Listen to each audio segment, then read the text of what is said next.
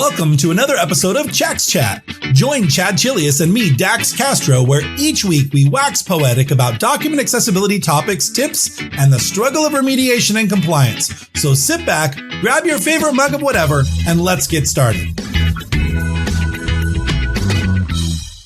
Welcome, everyone. Today's podcast is sponsored by Tamin Incorporated, a full-service accessibility and technology practice. Tamin partners with organizations of all sizes to shift mindsets and empower people. Wherever you are on your inclusive journey, Tamin's team can help you with web accessibility assessments and accessible digital solutions. Tamin believes that access to information is a human right, so head on over to tamininc.com and get more information. My name is Chad Chelius. I'm an Adobe certified instructor as well as training director and accessibility wizard at Chax Training and Consulting. And my name is Dax Castro. I am an accessibility Jedi. Not only am I an accessibility Jedi, but I'm also the director of media productions. And Chad and I are both certified as accessible document specialists. And if you look on our business cards, they actually both do say accessibility wizard. But since my last trip to CSUN, I was able to get an Obi-Wan Kenobi robe. And I feel like I am an accessibility Jedi. I have left my wizard ways in the wings. And I am now, I have graduated to Adobe Jedi. So. You're no longer Gandalf the Gray, you're Gandalf the White. There you go. Something like that for sure. No, we had fun with those titles. I know we had kind of gone back and forth and, you know, everything that we can, it just like, I didn't really like any of them. And then somebody said, what about Accessibility Wizard? I'm like, I kind of like that. You know, it's just fun. It's not serious. You know, I don't want to be taken too seriously, but I think it's fun. It's a lot of fun. Well, there's been a time or two where someone has said, oh my gosh, you make it look so easy, like magic. And so it just kind of sticks, you know, so it works out good. Well, Chad, today's session, we're going to get right into it. No banter. So for all of those of you who send us hate mail about our, 3 to 5 minutes of banter in the beginning of every podcast, this is all you get. Today's session is accessibility pitfalls to avoid when creating Word documents. So when we create Word documents, there are a lot of things people kind of build into the Word document that kind of sets them back already, making accessibility challenges before they really even get started in kind of putting content into their document. So we're going to talk about some of the things you should avoid when creating Word docs when the goal is to make them either natively accessible or accessible in the PDF stage later. So hopefully, And I would say, like, when it comes to Word documents, I would encourage everybody to use caution when using the default Word templates that are available in the template gallery, because some of them are very creative, but they can be really dangerous from an accessibility standpoint. They can be really dangerous. So just use them with caution. I've seen a couple of templates where they were like entirely table based, and that creates some significant challenges for us. So. Well, and that's like Adobe stock. I've downloaded, I don't know how many InDesign templates, and you're like, who made this? How would you, there's like 300 styles, and you can tell it's machine generated because each of the style names includes like the font size and font property. And I'm like, who does that? Right. I mean, I know there's some people that do, but not for everything. You can tell it's completely, generated. I will tell you, I take my approach to building styles is very similar to web design. Right. Mm-hmm. Because like, in web design, in the HTML, there's never any information about what the page looks like. Right. That is all controlled with the CSS. Right. Yep. And so I take a very similar approach in InDesign. I typically name my styles based on what they do, not what they look like. Right. Right. I mean, sometimes I'll add like the color to it. Like you had said in our previous podcast, like you did heading blue, or heading red, sure. Then that makes sense to add a color to it if that makes sense. But for the most part, I'm like main heading, subhead, byline, Subhead. Yeah, that's the one that always gets me when I get your documents. I know it's a Chad document. When I see subhead, I'm like, what the heck? My brain just does not work that way. So it's better you than me. So. Two different ways of thinking, right? Agreed. So one of the first things that we get, this is really kind of a very typical, is people say, I export my document to PDF and my cover is not tagged at all. My title isn't coming through. None of that's coming out. And what we find is typically on inspecting that source, someone has taken all of the cover information, double clicked on the header and embedded it into the heading of the document. And it's no longer part of the active page content.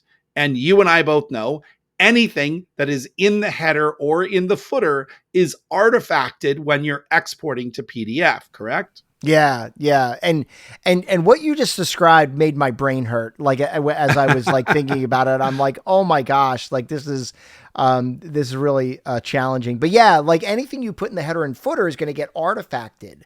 But I've seen that too, Dax. I think you and I have both worked on a document where they had put the cover in the header and I mean, the information was bigger than the header, so it actually fell onto the page. Right. But fundamentally it was in the header, and, you export it and you're like, where's all my cover information? Yep. And, upon inspection, you're like, oh, wow, they put it in the header. That's interesting. So if you want it to be read, do not put it in the header and footer area. Just put it on the page. Right. Well, and there you can use it to your benefit, because if you have a big giant cover image and then you've got text on top of it, and maybe you've got logos and some other stuff maybe not logos, but basically a big image, right? You can put the image in the header footer and then leave your title, your text, to be as active content on the front, as part of the actual page. So that when you export to PDF, the decorative cover, because you're choosing it to be decorative by putting it in the header footer, is artifacted by default, and your title is the thing that gets read. So you can use it correctly. The saying, with great power comes great responsibility. Just know that, that's a thing. Which brings us to, we're talking about the title and the cover of a document, Chad, the title tag, right? Yeah. I mean, Microsoft Word, every Word document you create comes with a title style.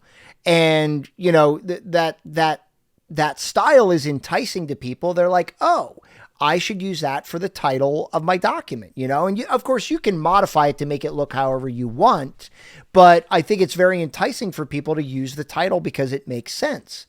The unfortunate part about that is that Word, or I should say Microsoft, in their infinite wisdom, is not mapping that title tag to a PDF tag other than a P tag, right? Yep. And so, you use this title that you think is very important content, and when it comes to accessibility, you're expecting it to output as an H1 tag. And unfortunately, it does not. Now, we know that we can make it output to an H1. Right. Go ahead. I was gonna say, the way you do it is you would right click on the style in the style panel and choose modify.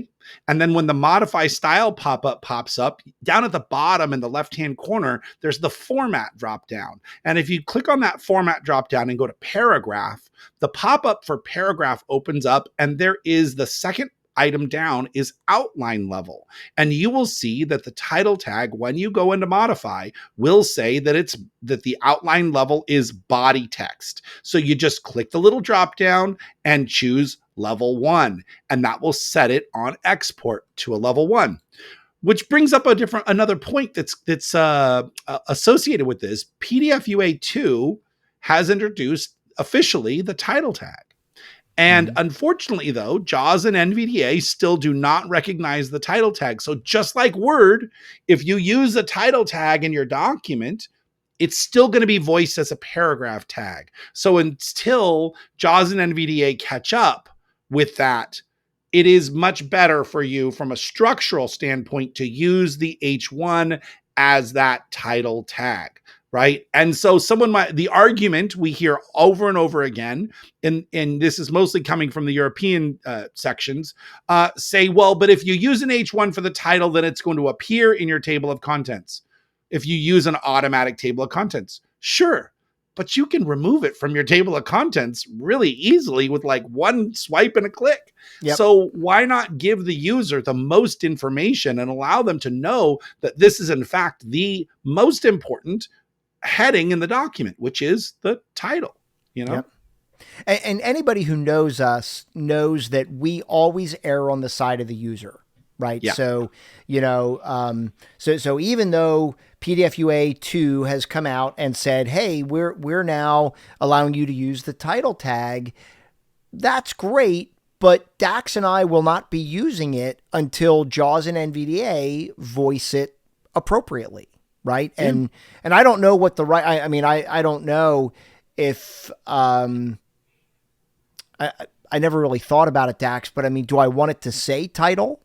Do I want it to say, this is this is important information title, right? I would say it just would say title. Like I would say it would say, annual earnings report title, just like it says annual earnings report heading level 1. It gives the person the title. So in a perfect world, JAWS and NVDA, if you guys are listening, we'd love to have you, love to see that fixed. So, and I'll tell you, I'm sitting here. I have Douglas Gary's card. Sorry, his card has Braille on it, which makes the visual text kind of hard to read. But Douglas Gary works for Vispero, which is the company who makes JAWS. And he asked me for feedback. He said, send me the things that you're finding frustrating, and we'll see what we can do about it. So the title is certainly one that I'm going to send to him right away. It's like, hey, listen, PDF UA 2, right? Let's make sure it's voiced correctly. Well, and it's funny because you met him at CSUN, right? And I have Mick's card. So Mick is the president of NVDA, of NV Access. And so I talked to his team about having them come on the podcast to talk about the importance of testing with a screen reader. Now, to be fair, Mick and his team, they're not the technical end. They are the user end, right? They represent the user end. So I wouldn't actually kind of confront them about, hey, why aren't you using the title tag? And why aren't you doing this? Or why aren't you doing that? They're really more focused on the importance of testing documents with a screen reader to understand the user experience. I 100% respect that. But we also know that there is a way to submit tech support requests through NV Access, and definitely that's probably a more appropriate channel. So for sure. So going back, I know we got off on a little tangent there, but going back to header footer, one of the other things we see all the time is people put links in the footer, and then they export to PDF because they want to put their web address and their phone number and their address, and then they export to PDF and they get a bunch of untagged annotation errors. Chad, tell us about that. Yeah. So, and it's funny. I mean, this problem exists in Word as well as Adobe InDesign. Right. So in Adobe InDesign, if you put a link on a parent page, you're going to get the same problem. And the problem occurs because, as we all know, in Word, anything you put in the header or footer area gets artifacted. Okay. Same thing in InDesign. Anything you put on the parent page gets artifacted. However, a link is a unique type of object, right? And fundamentally, links kind of float on top of the document. I don't know if that's a good way of describing it, Dax, right? They kind of float on top. It's a different layer. Yeah. And so when you have a link attached to text, but the text gets artifacted, that link, I always say it goes into purgatory. Right. It's missing its buddy. They need buddy pairs, right? When you go to the swimming pool, you got to find your buddy, right? Your swim buddy. Like we're both previous scout leaders. You got to have your swim buddy. So the link is missing his swim buddy, which is the text. Yeah. Yeah. The link has nothing to attach itself to. And the error you get, you get it in Acrobat, you get it in the pack checker, you get it in the common look validator. They may all call it something slightly different, but basically it's unmarked annotation, right, is the error that you're going to get. And it's because you've got these links, these annotations that are floating in purgatory, not attached to anything. They're not connected to anything, and therefore they're inaccessible. So that's why we tell people do not do that, right? Because you're only going to create, and especially like if you put it in the footer and you've got a 22-page Word document, you're going to have 22 errors, one for every page of your document, right? So it really makes a bit of a mess, right? And the solution is delete those links, or probably the right way to do it is go back into Word and remove the link from that text. And that way it'll be artifacted. I know sometimes people will want the first instance of that item read. Unfortunately, you would have to do it manually. I could tell you there's a product called Access Word that allows you to make the first instance in a header or footer taggable. So that's a kind of a nice feature, in the event that you want that behavior. But if you don't have third-party software, you're going to have to tag it manually in Acrobat and then apply the link to it. So I have a little bit of a trick, right? So here's the thing. In Acrobat, by default, it has automatic link detection enabled.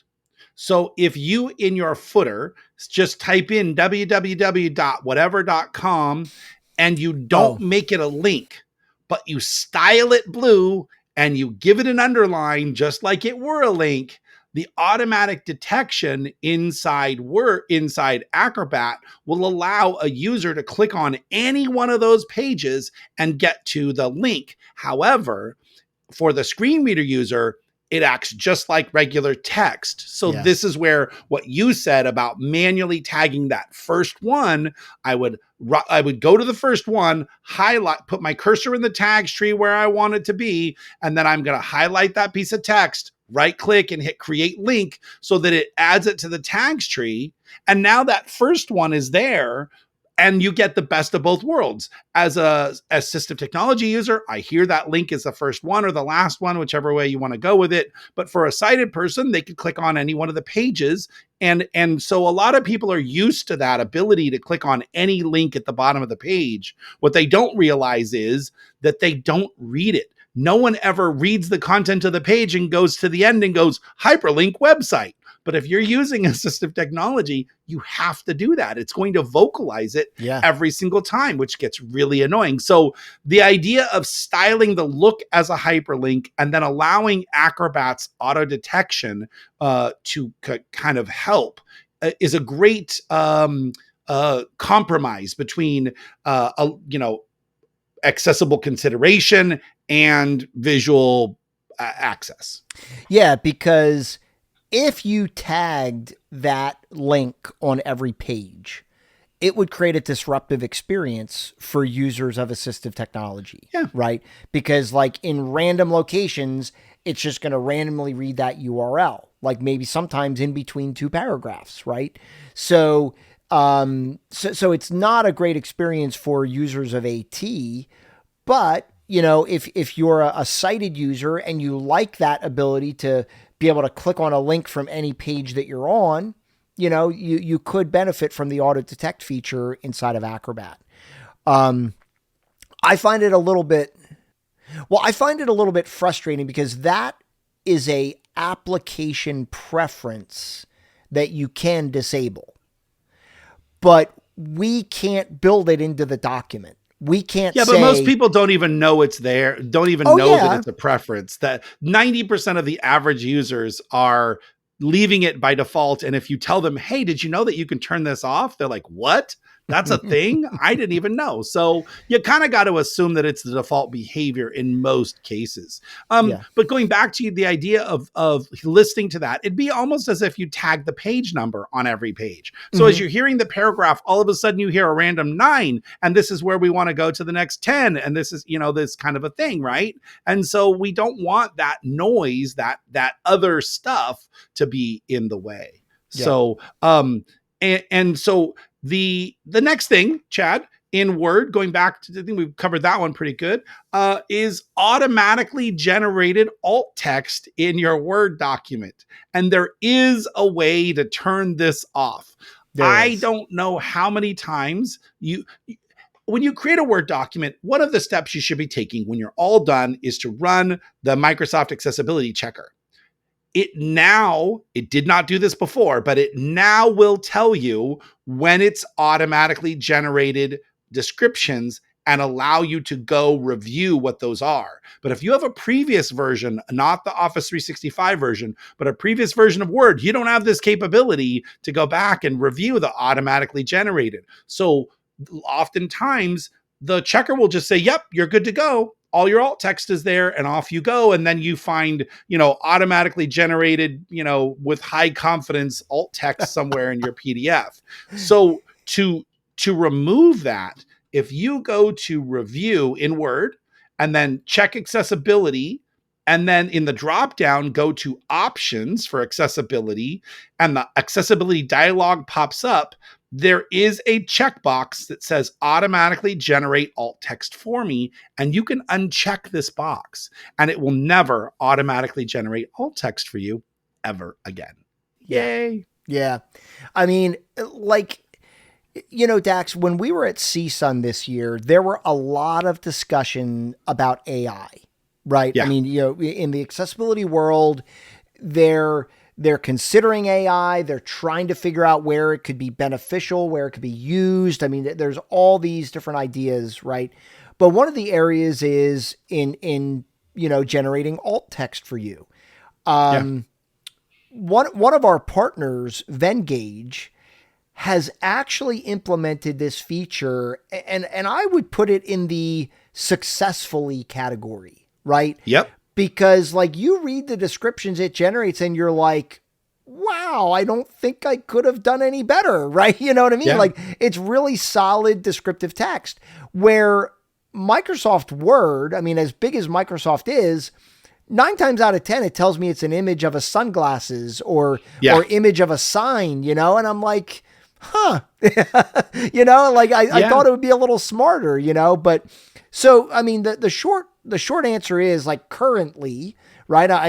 This could certainly be subject to change, and we're not here to bash anybody, but the reality is that currently Word's auto-generate alt text feature is just very poor, right? Yeah. I would not use it for anything. It's just not substantial enough.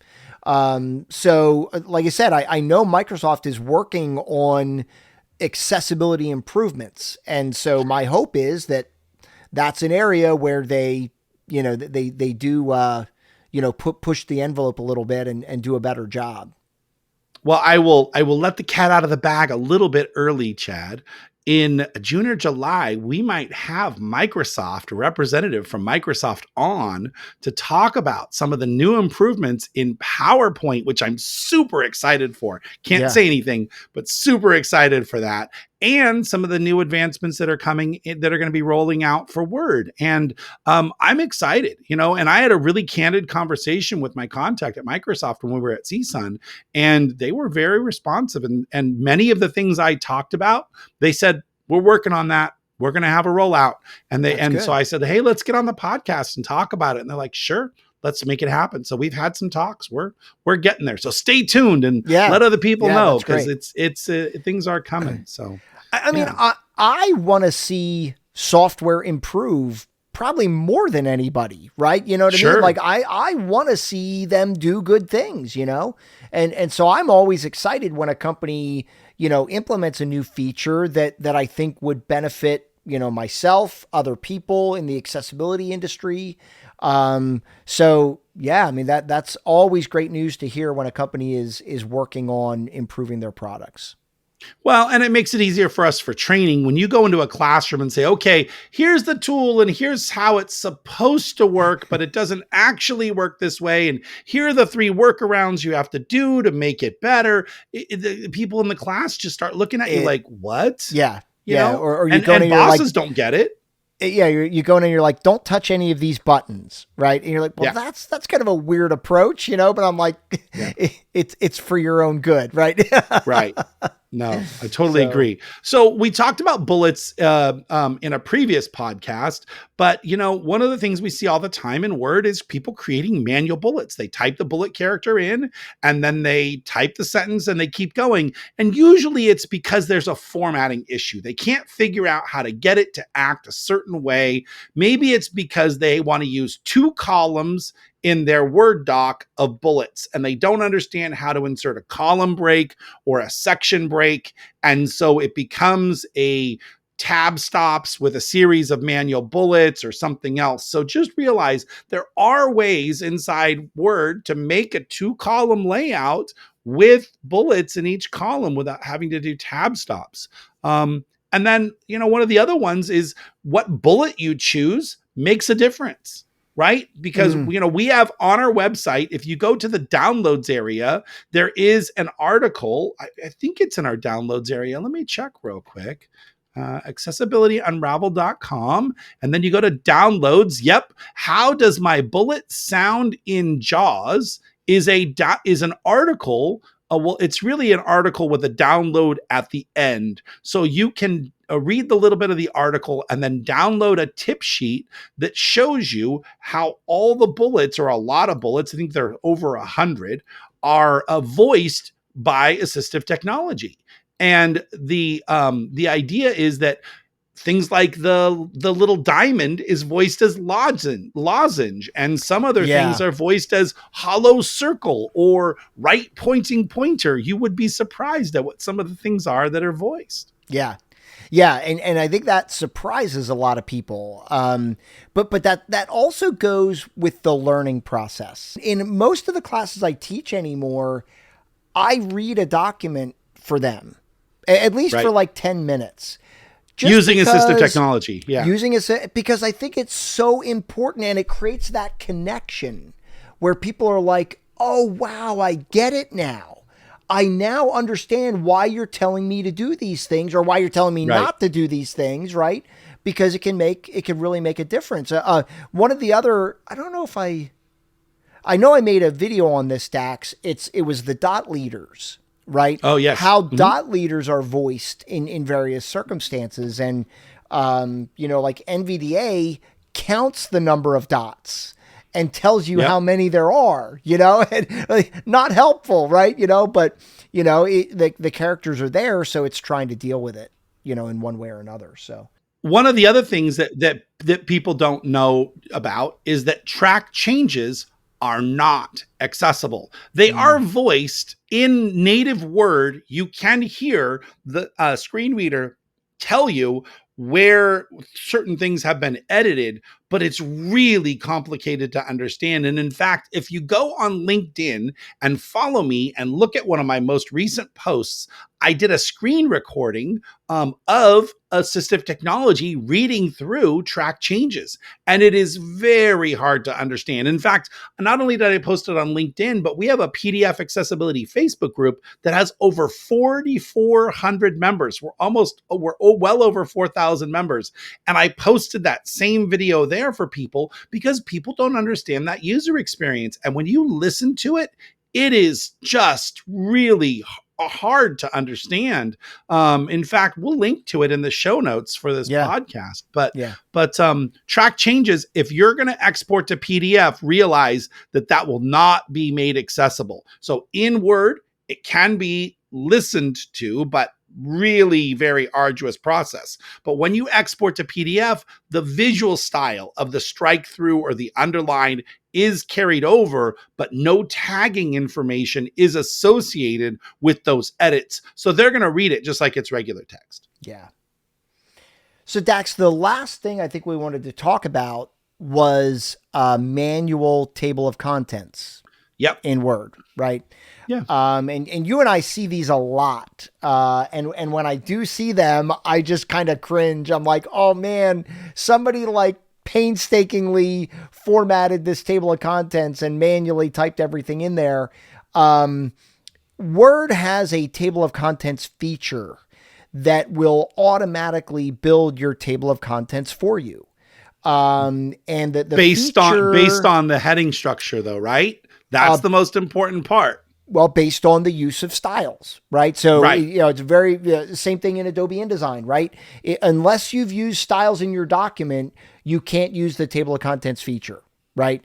Yeah. And so, as long as you've used styles in Word, and more specifically, you've used heading styles in Word, you can automatically build a table of contents for your document in like 3 seconds. Right. Yeah. I mean, it's amazing. And the benefit to all of you.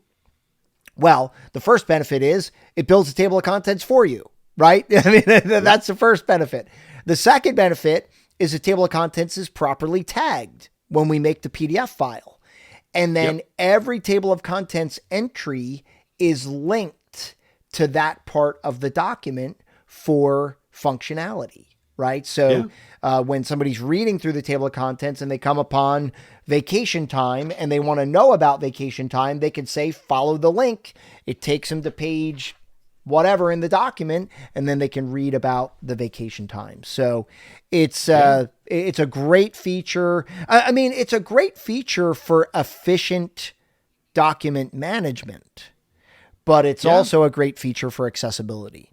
Yeah. Well, and little known feature that people don't know, that you can create a table of figures or a table of tables inside Word as well. There is that feature that is part of the Word package. So realize you don't have to manually create all these other things. One thing to note though, we see this often, is you cannot insert headings into your table of contents. You can't go into your TOC and say, here's a new heading level in this one, and here's a new heading level in there, because often that will get wrapped in a TOC tag that then makes it harder to, you have to go in and remediate that. You've got to go fix that.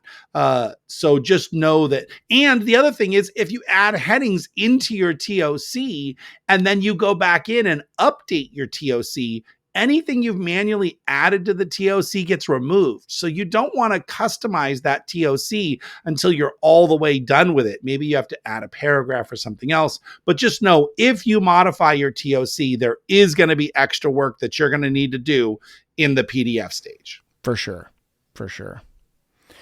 All right. Well, listen, I think that's a pretty good list, Dax. I know we kind of put that together, and as we were going through it, I was thinking like, these are really good tips, for people to know. Word is one of those programs that people use all the time, and it's what I would say, like, from an accessibility standpoint, it's the most common source for most of the PDFs we see, right? Most of the time they're coming out of Word. So, and you and I always say that if you just follow like a handful of practices in Word as you're building your Word document, you are going to be able to generate a reasonably accessible PDF file right out of the chute. Right. Well, it's why people say, well, Word docs are way more accessible than PDFs. Well, it's garbage in, garbage out. Yeah. And if you've used styles in Word, you've pretty well got an accessible piece of text, and then adding alt text to your images, now that part of it's accessible. So just a few things can really, make your document pretty close to accessible all the way. Yeah. But if you're looking for getting it PDF UA compliant or all the way accessible in every aspect or most aspects, there's a plugin called Access Word that we highly recommend for large organizations that are they've got a lot of contributors of content and all of it needs to be accessible, rather than pouring all that responsibility onto one or two people. And I bet some of you are those one or two people listening to this podcast right now. imagine the difference in your workflow. If 80 to 90% or more of the accessibility was already done before it even got to you, what a game changer that would be. Because I would hazard to say that it's probably more like 30 to 40% of accessibility in most current workflows. And what I love about Access Word is that it's not a steep learning curve. Right. Yeah. Like with a lot of the products, you really have to be knowledgeable about accessibility and really have like a solid understanding of the tag structure. Access Word is really just asking you to use Word correctly. And if you do that and then, know a handful more things, you are creating some solid accessible PDF files. Yeah. Well, there's one tip that we didn't cover, and that was layout tables that are used just to space things out. And Access Word as a feature where you just select the table and say, hey, this is a layout table. I don't want it to be exported as a table. And here's the order in which I want you to read the content. Go down the first column, then down the second column, and down the third column, rather than going across the row when you export. And it does it flawlessly, and it does a great job. So even then, you don't have to follow all the accessibility best practices of not using the layout table. You can just designate it as a layout table, and Access PDF or Access Word does the work for you. Yeah, we love it. It's a really great product. Well, listen, everybody, thank you for tuning in. I hope you found our tips, our Microsoft Word tips valuable. I hope you gleaned some new information, and it helps you on your accessibility journey. Once again, we want to thank Tamin for being our sponsor. Tamin partners with organizations of all sizes to shift mindsets and empower people. So head on over to tamininc.com to learn more information. My name is Chad Chelius. And my name is Dax Castro, where each week we unravel accessibility for you. Thanks, guys.